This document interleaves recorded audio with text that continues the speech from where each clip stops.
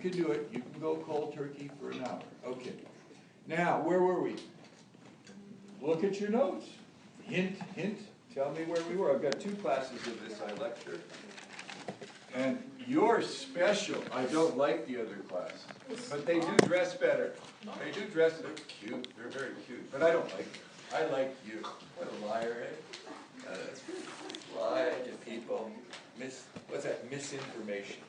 So, do you have anything there? Did anybody write anything down? What is it? Historical linguistics. Okay, so we did the example of the Navajo and the Apache. Okay, and how when we trace where their nearest linguistic relations are, they're in the Northwest Territories, and then even before that in Siberia. So they couldn't have come down into the area until relatively recently. They're up around Lake Athabasca, the Denny people. Yes, you were going to say? Good, thank you. Good, yeah. Okay. Now, another example. You see this picture over here? Oh, did you get the point? That's the main thing.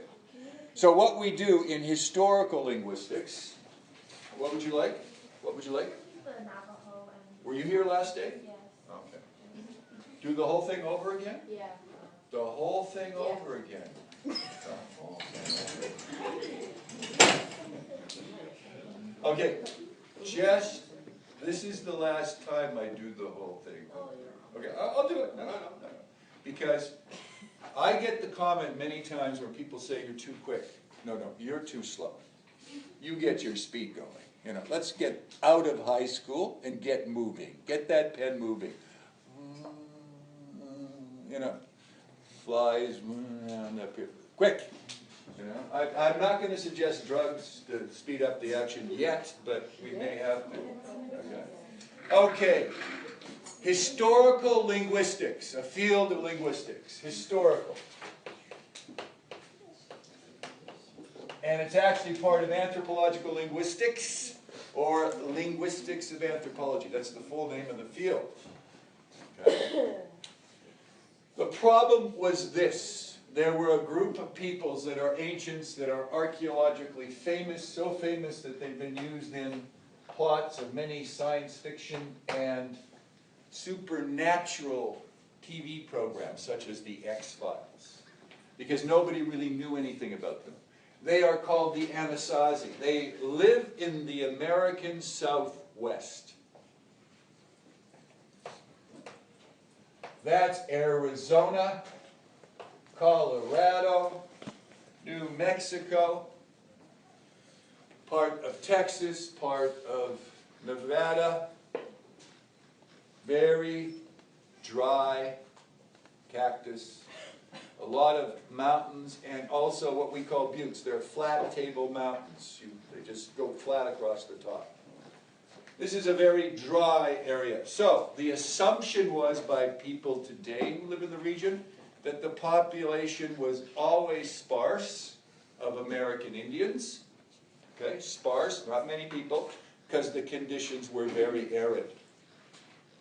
The most complicated type of society you could expect would be groups of hunters and gatherers, not agriculturalists, okay, because of the dryness. The Anasazi just don't have any right to be there then, because they're this massively huge complex of apartments that go up in this one valley. Okay, the site is called, and site means where it is found, the archaeological site. Okay, it's not the site. I asked one student, give me a site that this archaeologist had excavated. And of course he thought the site was something on a computer site. So he gave me the name of the computer site. No, it's where it's found, where the archaeology dig is, okay? So the Anasazi at Mesa Verde are the center of what must have been an extremely, extremely large society. Okay? And they're out in the middle of where we wouldn't think anything would be, and they've got these massive cliffs around the valley, and all these cliffs have these amazing structures going up them. Huge apartment places. And they have these huge ceremonial buildings that are down in the valley. So something was going on there that was bigger than hunting and gathering societies. It indicates a fairly large agricultural society, maybe as large as a paramount chieftain, which we'll get into, don't have to write that, or a real state, a large society. And in fact, they made roads through the 4 states in the region, and the roads are very interesting, because they don't ever have a curve in them. They go straight. If it goes across 2 American states today, they just go straight. They come to a mountain, they go straight up the mountain. They don't go around the mountain. So it's really quite interesting. You see these completely lineal lines throughout the whole area, just barely below the topsoil, because of course the topsoil's fallen since the time that they were used, and it really is quite UFO-like. Why would people build these massive roads all over the place, totally straight, never allowing the geography to make them go around, or, you know, a river gets in the way, straight over the river, straight up the mountain, okay? So it really is quite, and you get this, when you fly over the region, nobody knew about this, never knew about the huge populations here, until NASA fell on bad times. NASA, the space agency of the United States, they needed some good PR because they'd killed some teachers in Challenger, you know? So they lent their Mars technology to any archaeologist that wanted to fly over someplace and take infrared photos. Infrared photos will actually show you on the surface, even through foliage, man-made, human-made buildings and roads and things like that. So you could fly, they used them over the Mayan forest in Guatemala and Mexico, and so they used them. I don't know why they chose that area, but they used them over that area, and it was shocking. They just found that there was this massively large population over 4 states, a huge area, which nobody realized was there. And one of the chief ceremonial sites, or center sites, was Mesa Verde. So these people became a big mystery, because they shouldn't have been there according to our faulty assumptions about them. And this was relatively recent. This was in the 60s and the 70s, that with the technology that was used in NASA, that they actually were discovered to be that large. Nobody knew about it, okay? And so the Anasazi means, in the language of the Navajo who live there now, the Navajo, it means enemy, ancient enemy peoples. So we must feel that the Navajo, when they arrived, began to fight the Anasazi. And that the Anasazi were before them. So we're going to eliminate, using historical linguistics, the groups that would have been there earlier and been descended from the Anasazi, and the ones that would have come into the area recently. So most people assume that the Navajo and the Apache, because they live in the region now, and they are dominant in the region. The Apache were famous warriors, so much so that the 101st Airborne used the name of one of their chiefs when they dropped into Europe as parachutists. They'd jump out of an airplane and they'd yell, Geronimo, a famous war chief. In fact, the story is the Apache never were defeated by the American army. Several of their leaders were relocated. Several of their groups were relocated. They actually relocated them to Florida, out of the Southwest, because they couldn't stop them from raiding. But they were famous because, in many ways, they just were impossible to defeat by the American army in the late 1800s.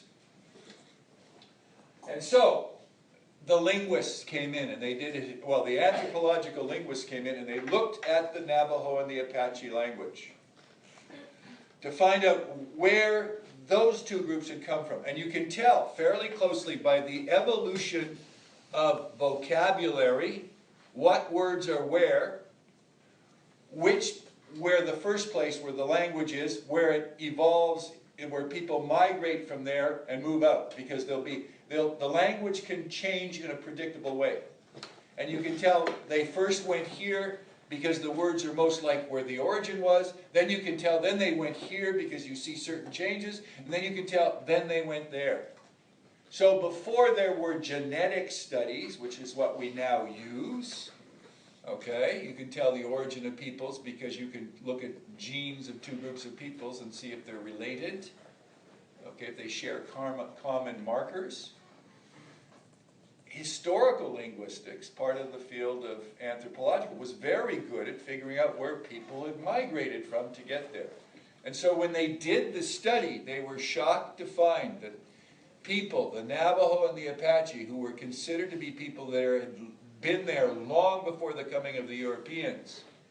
In fact, the Navajo today, actually, they are the biggest business organization in the Southwest. They're amazing. They've turned into this massive system of businesses and control of property and all kinds of things.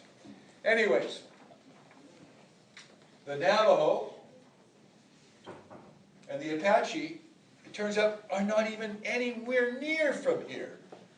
The closest related people in language that they have are in the northern part of Canada. Nobody figured that out. Around Lake Athabasca. And this group of people we call the Dene. And to make things even more amazing, the nearest group of people to the Dene in northern Canada have the same language root, live in Siberia. I mean, they use the same words. So here we have people, originating in Siberia, going across the land bridge to Alaska, settling in northern Athabasca, probably staying there for a long, long, long time. And for some reason, just before the Europeans arrived, they moved down to the American Southwest, several groups. So they couldn't be the descendants of the Anasazi. So this made them look at the Pueblo and the Zuni, the other two groups in the region.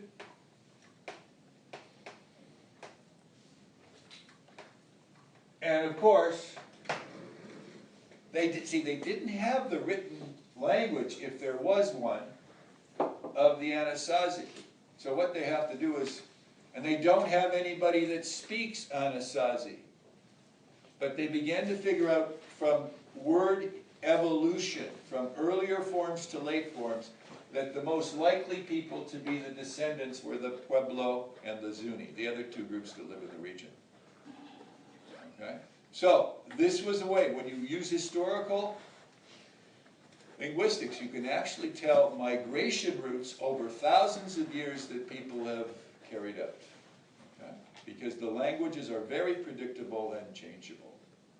And they change, and you can tell,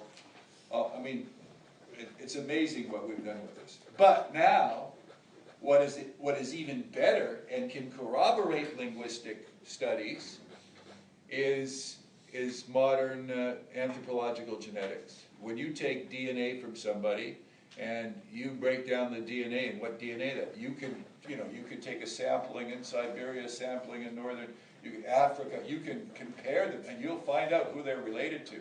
And some of the relations are really quite amazing.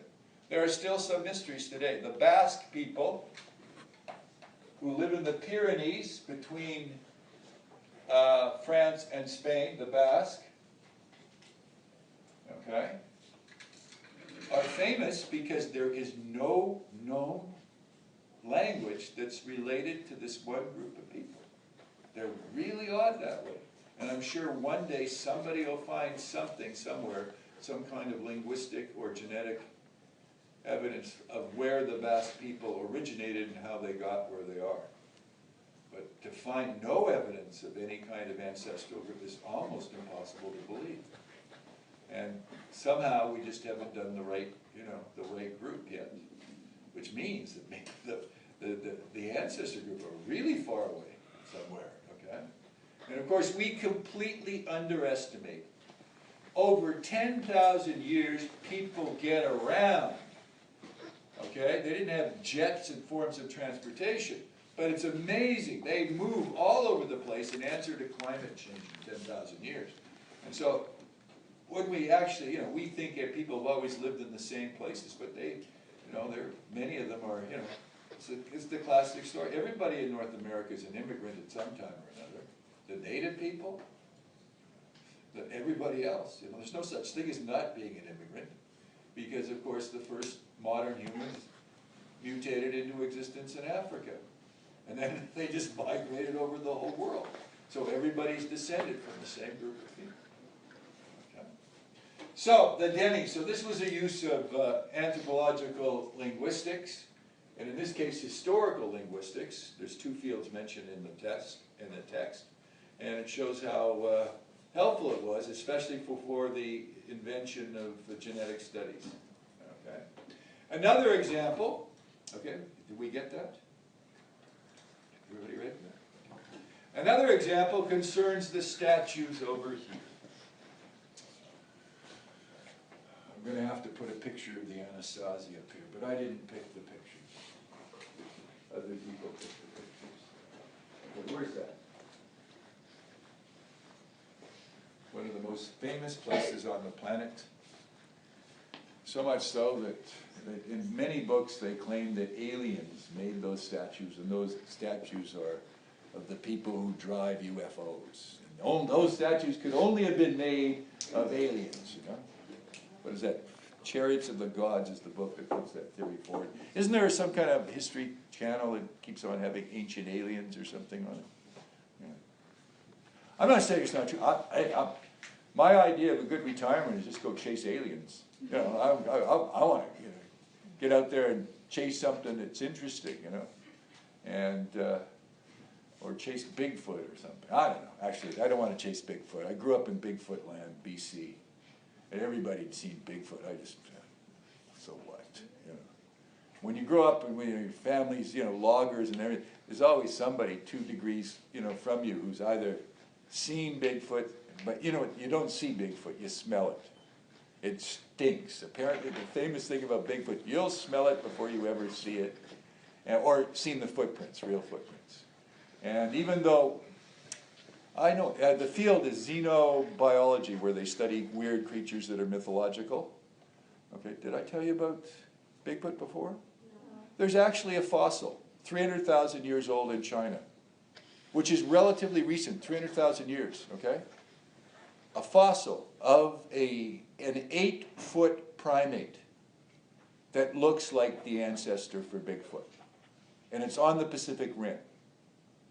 And at Washington State University, which is, you know, a 20,000 student university, it's no small university. It's in the Pac-12 with UCLA and USC and Stanford. This is a serious, big university, okay?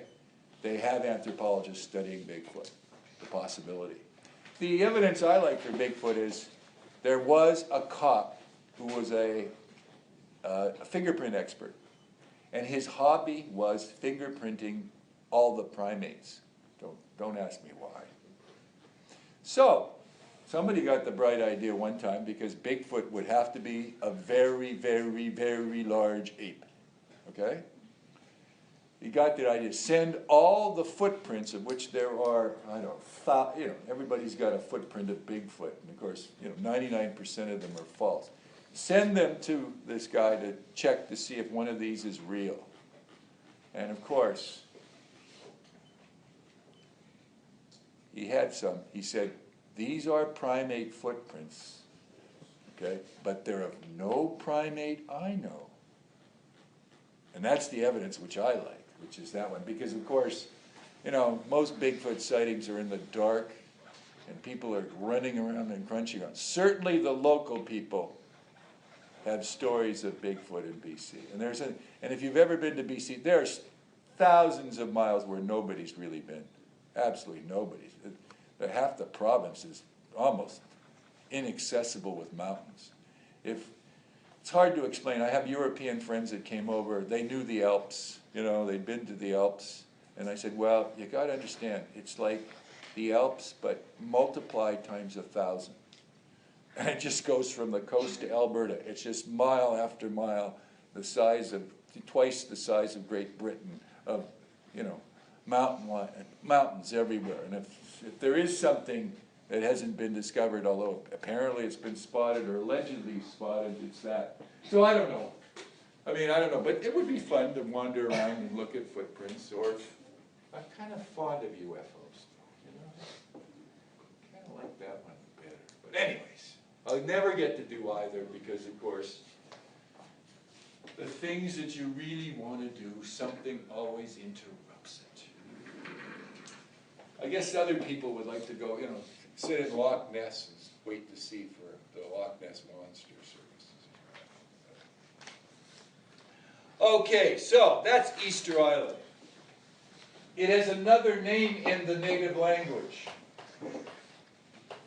In the 1700s, a Dutch explorer ran into Easter Island, which is way out in the middle of the Pacific.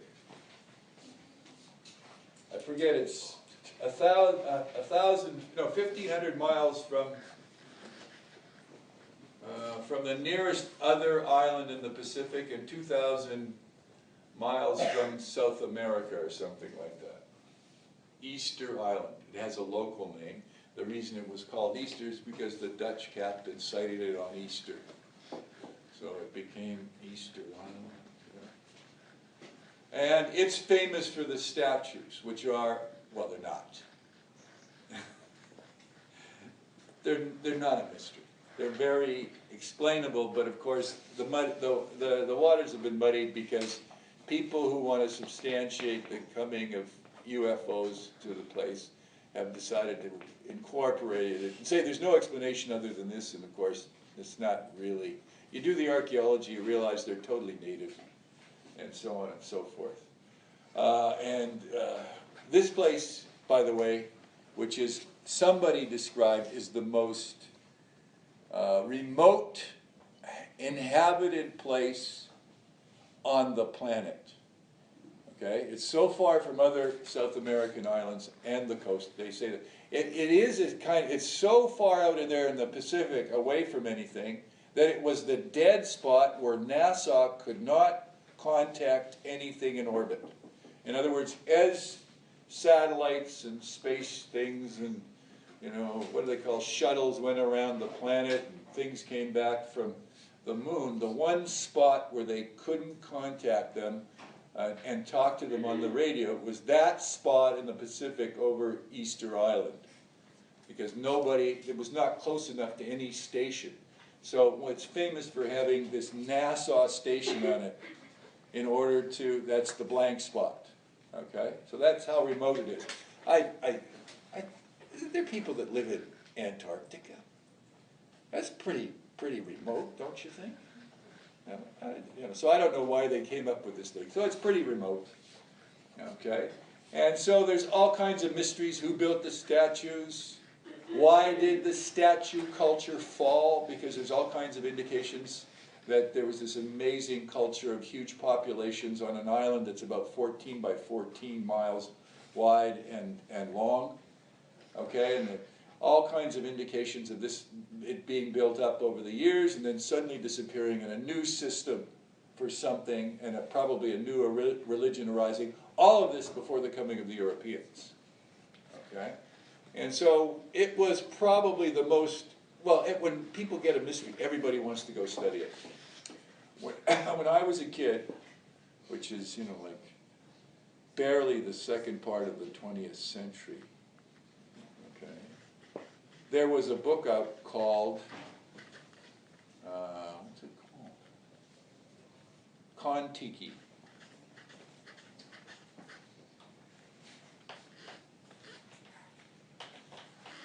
You would know this name if you had been a high school student 20 years ago. Because before they renovated the Sheraton Hotel downtown, every high school kid went for their graduation party at a restaurant that was Polynesian that was at the Sheraton Hotel called the Kon-Tiki. And they drank blue drinks with umbrellas in them, and there was, you know, Polynesian music, but it was almost, I mean, you could take, okay, if you were a high school student, you had to go there. I mean, they must have just done all their business. For some reason, when they renovated, it went out of business. But it was one of those things like, you know, I'm going to my first hockey game, and then I went for graduation to the Kon-Tiki restaurant. So the name was, there was a Kon-Tiki restaurant in Vancouver. There was one there, and there was one there. So it was quite a popular place, and it is named after the book written by Thor Heyerdahl.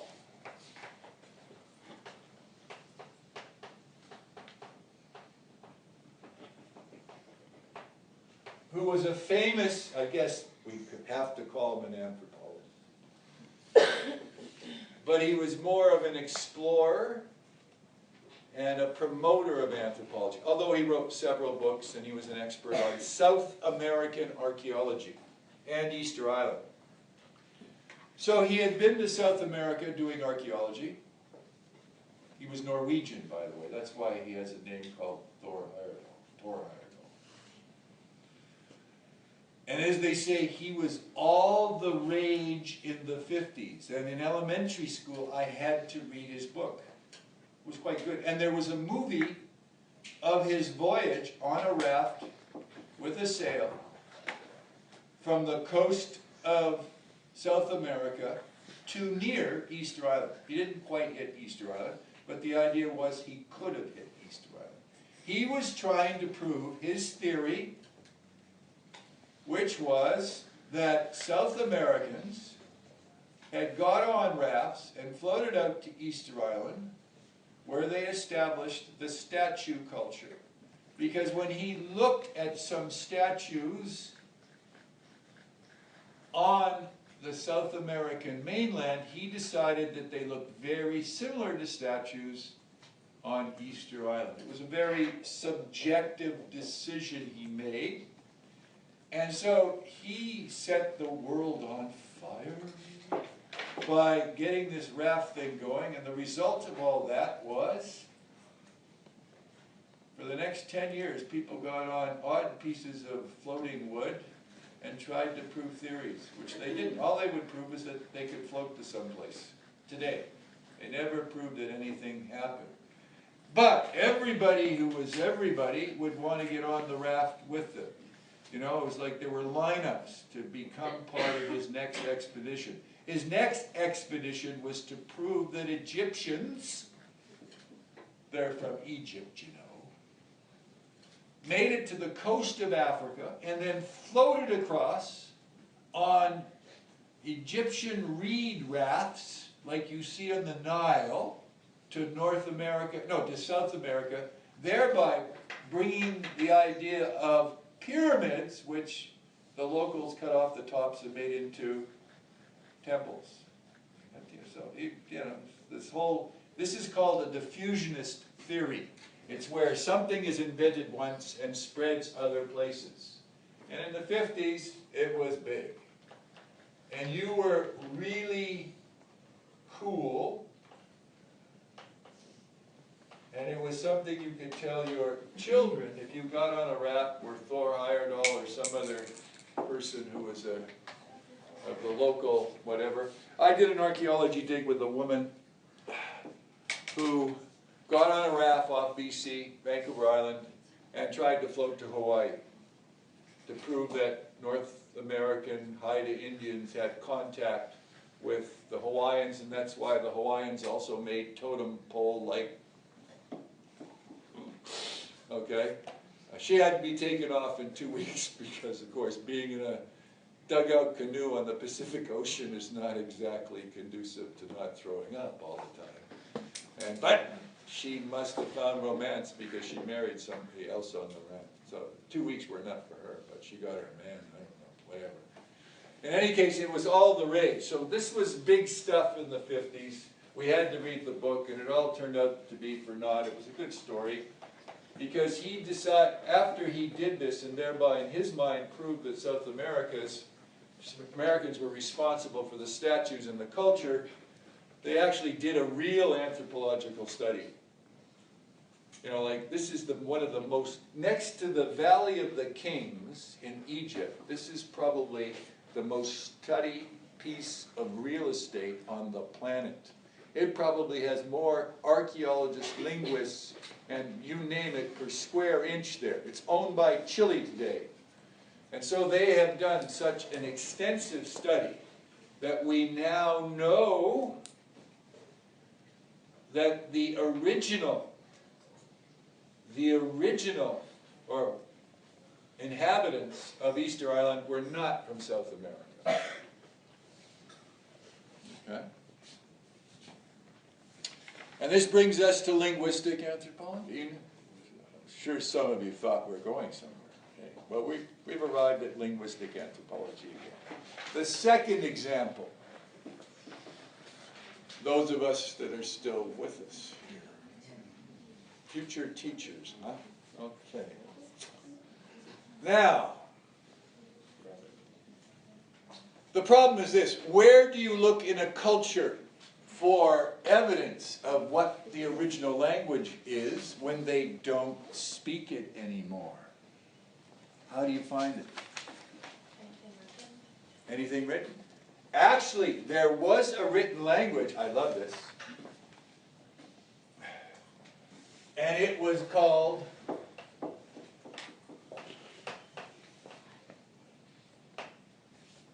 it was written on, carved into wooden boards, but there's no indication that this language was the original language, and that they may have started doing this after they contacted the Spaniards.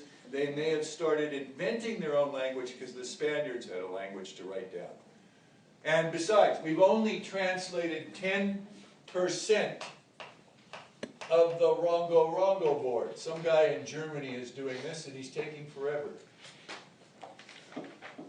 So we don't have any evidence from that as to the origin of the language. So where in the culture do you find words that, you know, the island was eventually put under Spanish rule from Chile.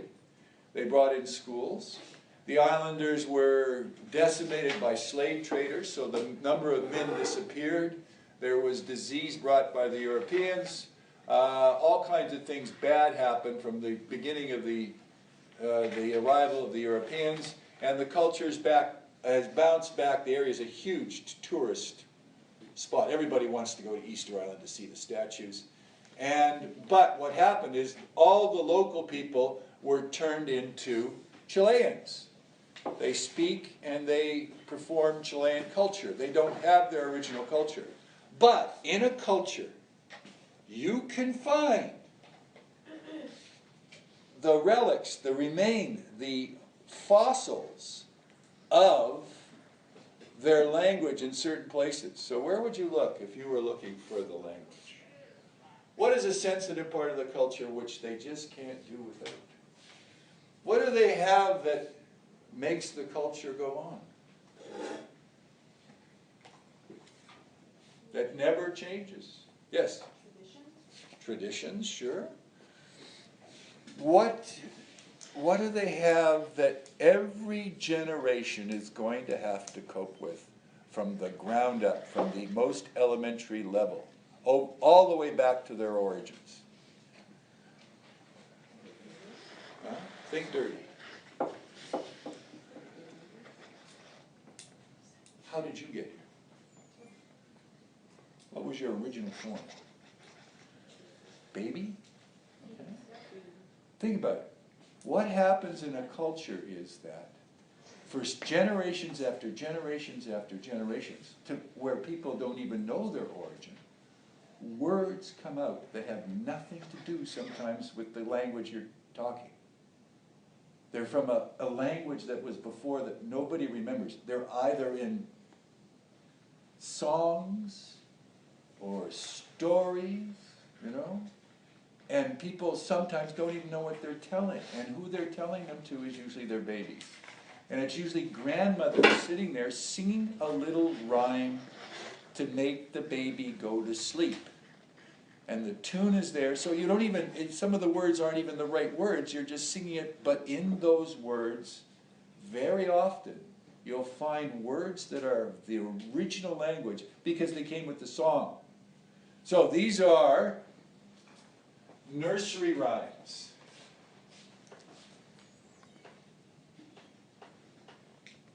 And remember to spell it correctly like this, if it's on the exam. Broad hint, hint, hint. R-H-Y. Hint. Okay, and what's it? Nursery rhymes and what's the other thing? Lullabies.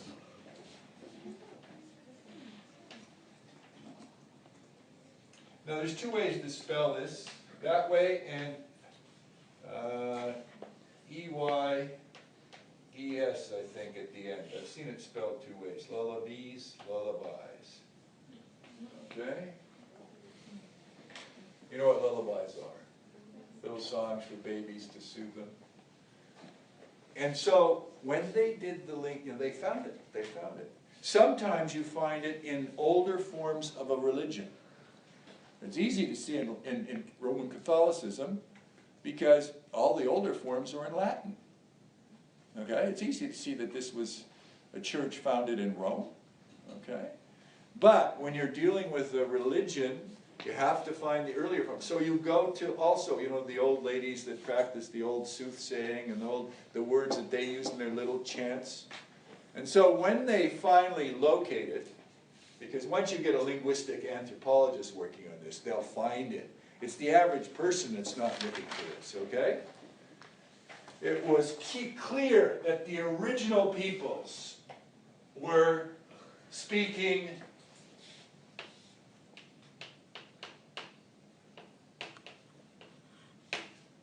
a Polynesian root language.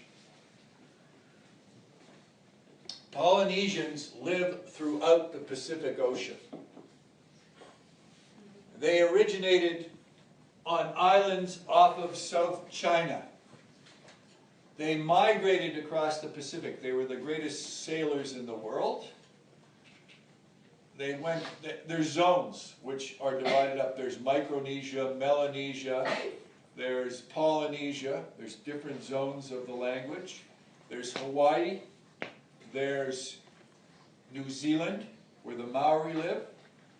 And so there are massive populations spread out over the Pacific Ocean. And it's so obvious. I don't know why anybody thought that South America's got on a raft and floated out, you know, just because it was his idea, he'd seen the statues first. The Polynesians would have been the likely people, given they'd spread out over the whole Pacific Ocean anyways. And of course this was verified. And then when you look at the material culture, what you have is themes that exist throughout all Polynesian societies. And so, when we look at these statues do not exist on any other Polynesian island. But the idea of that kind of representative of chiefs and ancestors on smaller slates, on smaller pieces of wood, they do exist. Okay? So you're able to look at the rest of the material culture and you can pick it out. You can see on Guam, it's represented this way. On Tahiti, it's represented this way. In Bora Bora, it's represented this way. In Hawaii, they made wood statues. Here, they made stone statues because that's the material they have. And so, when they do the study and they do all these different things, it's so obvious that the original people were Polynesian. In fact, it's quite amusing that somebody else would get the other. And Thor Heyerdahl even finally admitted it several years later that he was wrong. That he did all that floating around, book writing, made into documentaries, forced on Canadian school children in their formative years. Was wrong, wrong, wrong. So, in the truest sense, and I'll write this on the answer to that question if you get it. I'll write this down. No, what you wrote down is wrongo, wrongo. It's not righto, righto, okay?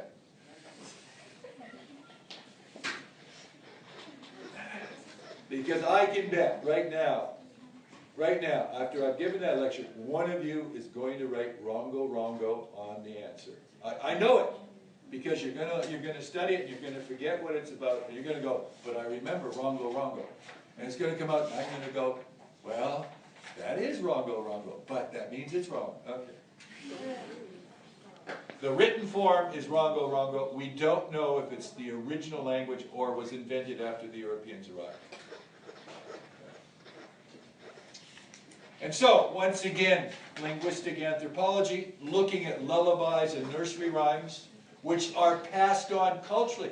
It's not never written down. Your grandmother sang it, so you sing it. You got this little ditty in your head from when you were a little baby. And you sing it to your kids. And you sing it to your kids. And you think in your family, you listen next time you've got a relative that's older with a baby.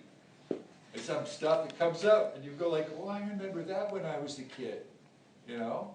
And of course, when they did advertising, and they did, the 50s and the 60s were all these little jingles, what they called jingles, you know, to get inside somebody's head. And they were stupid as hell.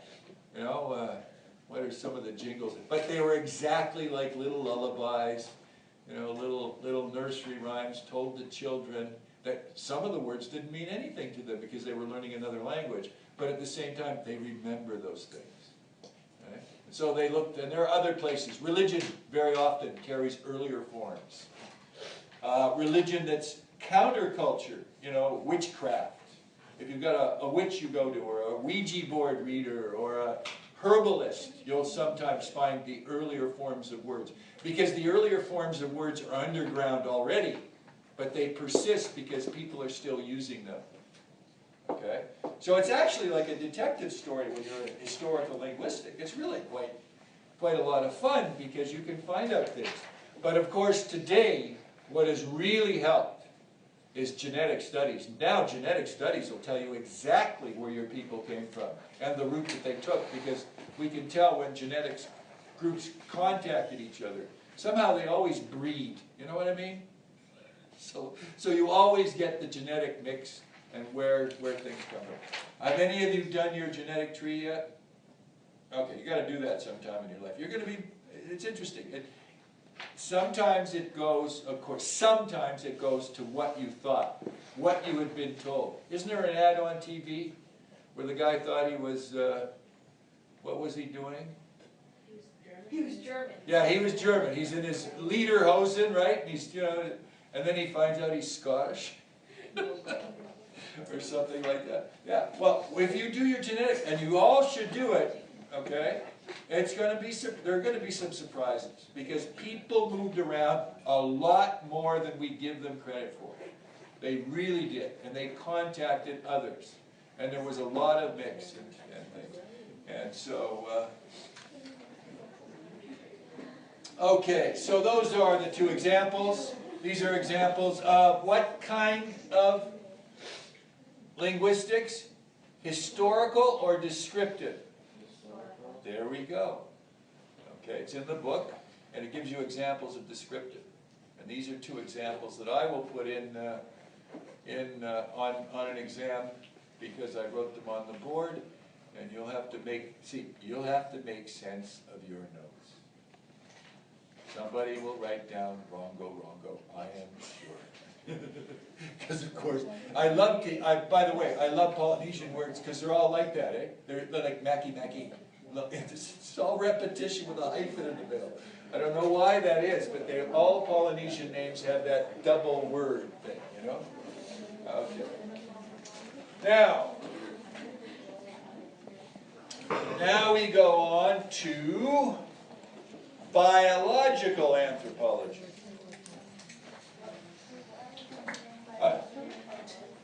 As I said before, none of us are particularly trained here, the teachers here, in linguistic anthropology. Oddly enough, the only one that's really good is the daughter of one of our teachers who's doing her PhD, but she's not teaching here. It's a rarity that somebody gets a degree in linguistics. It's usually anthropological linguistics or linguistics. It's usually not always taught at all the universities. Okay, so you have to shop around to get it. Okay, see you later. Now, the next field is the one field in anthropology that the book says does not deal with culture. So that's the distinction between it and the other fields. Now, I would argue that culture comes into play, but I understand what the book is saying. And the reason for this is it's biological anthropology.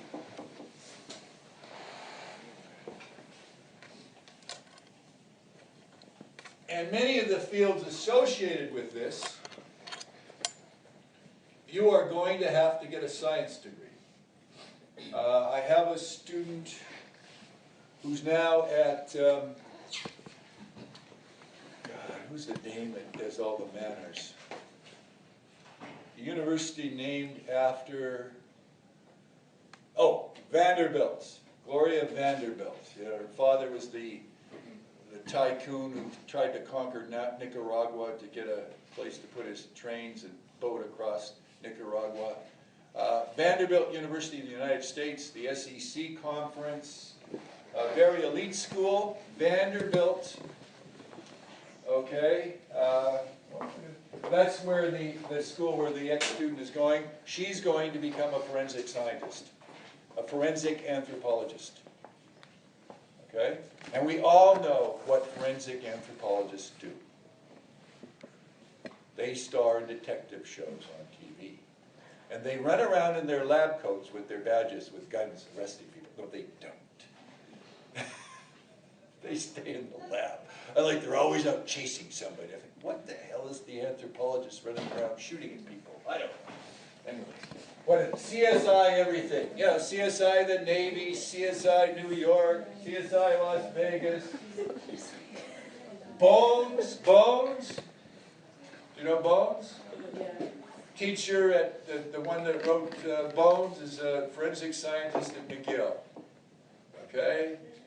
She's become a world famous novelist. I've never read one of her books, but I hear she's not that great a novelist. But that's the basis for the TV series Bones. Okay? And every now and then I'll get some student come up and say, where can I study forensic anthropology? Because I want to become a novelist. And I go like, oh, well, you're going to have to get degrees in science. Usually English students don't get degrees in science. I don't know. And so Vanderbilt has a place where they train to the graduate level forensic scientists. She was a student in anthropology here in liberal arts here, and she went on to Vanderbilt after going to McGill. But she has to learn a heck of a lot of medical and biological material. So, biological anthropology. It didn't have this name until recently. We now call it biological anthropology, one of the 4 major subfields of anthropology.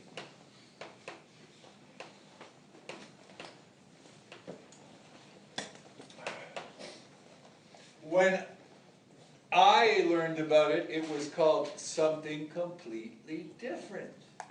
You can use either term. In fact, I'll never ask you to give me the other name for it, but you'll have to, when you get a question, instead of asking you about biological anthropology, I may call it this name: physical anthropology.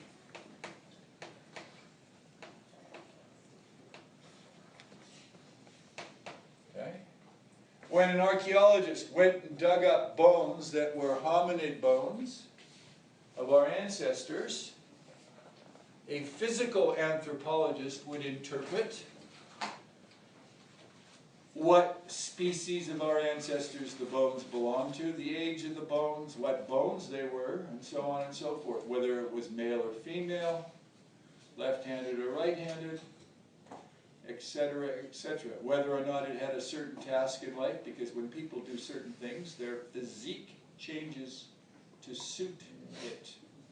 If you are an archer, what does an archer do? This is not something that you commonly come across in Montreal. If you are an archer, what do? You shoot arrows. You go bow and arrow. Okay? If you dig up archers, right, you are going to find that they're going to have a wrist on one hand that's 12 times the size of the other wrist. Okay? There's a famous archaeological dig at a battle site in England, and they found a mass burial of a bunch of soldiers that were executed after the battle. They're all put together and they were clearly murdered intentionally, and they were on their knees, and they just killed them, rolled them over, and put earth over them. So the mystery was, why did they do this to these people that had been captured at the end of a battle? And the reason they did this was because these were the most dangerous people on the battlefield. In England, what made the English army unbeatable was that every English able-bodied commoner that was male had to serve as an archer in whatever local chief or earl's army. And they had to practice archery from the time they were really young. So when anybody came up against an English army in that period, they came up against something they never wanted to meet, because the longbow produced such power and could be fired at such distance. It was the only weapon that was accurate and strong enough to go through the armor of an aristocrat. The people with armor on them survived battles mostly because they could afford the damn armor they wore. It was not because they were great soldiers. They rode horses and they were armored. And here, the archer brought them down to size. Okay? And so nobody who won a battle liked the enemy archers. And instead of meeting them again, we'll kill them all now so they don't breed. And so these guys were killed in mass after the battle to make sure that they never came back to fight the people they were fighting. And they knew they were archers because one arm was 12 times this, through here, holding that bow, was 12 times the size of the other one. Amazing difference in arm size between the one that held the bow and the one that pulled back the whatever. And so very often in physical anthropology, you can actually tell what these people were doing, and it related to something that was going on. Okay? I don't know what part of your anatomy is going to be different depending on what you're doing.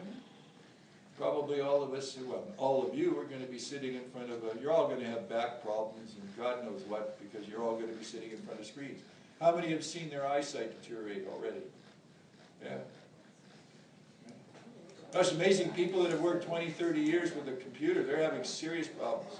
There's going to be all kinds of innovations to stop people from... This is the first couple generations that have had computers sitting in front of you. It's like truck drivers sitting in a truck. You want to kill yourself? Become a truck driver. Sit behind the wheel of a truck, and all of a sudden, you know, at a certain age, you're just going to fall apart. So, what can I say? All right, so we used to have physical anthropology, which gave us that information. It told us what species we were, all kinds of things. But the problem with parts of anatomy is that very often you don't always get enough of an anatomy to tell you something. Teeth, by the way, are the best thing. Teeth tell you everything about somebody. They tell you diet, they tell you health, they tell you age, they tell you gender. It's amazing what your little teeth, the ingredients of teeth, and all kinds of things tell you. If you get a mouthful of dead teeth, you're cooking. I mean, you're a happy physical anthropologist. Okay? So, today we call it biological anthropology instead of physical, but we can use either of the names interchangeably. Biological is the new term, and the reason we use biological was to take into account the explosion in the use of genetic studies in anthropology. This became so important recently, it tells us so much more than we knew before, that we changed the name of a major subfield from being merely physical anthropology to being biological anthropology. Okay? Now we can tell, I mean, by doing the biological study, the genetics, it's unbelievable what we know. Before, you know, you'd find some remains, you were guessing at the whole of the thing. Now you have the genetic relation to that fossil, not that fossil. You can actually put together a composite. You got these parts, that fossil has those parts. You know, they're related to each other. You can guess at how they changed. Absolutely amazing stuff. I mean, it really is. You can tell whether they're related because they have to have enough similar DNA, or how related they are. The people that have descendants directly from Africa do not have any, and don't cry now because it really isn't a big, do not have any Neanderthal DNA in you. Because your ancestors didn't leave Africa until recently, so they would have never met any Neanderthals, 250,000 years ago to date. Okay? It's not a bad thing. But every other group in the world that left Africa at that time has between 3% and 17% Neanderthal DNA. And of course, we used to think that the Neanderthals were a separate species and we didn't have any of their DNA. But obviously, things get desperate. Dating can be sometimes. Sometimes that, what was considered, ugly to one is very exotic to the other. And so we actually do have, part of the modern human population has Neanderthal DNA in us. And so when your mother says, when you bring that guy home that you thought was so manly and strong, she says, who's the Neanderthal? It's not far off. Can I say? So, biological anthropology. This is the other part of archaeology.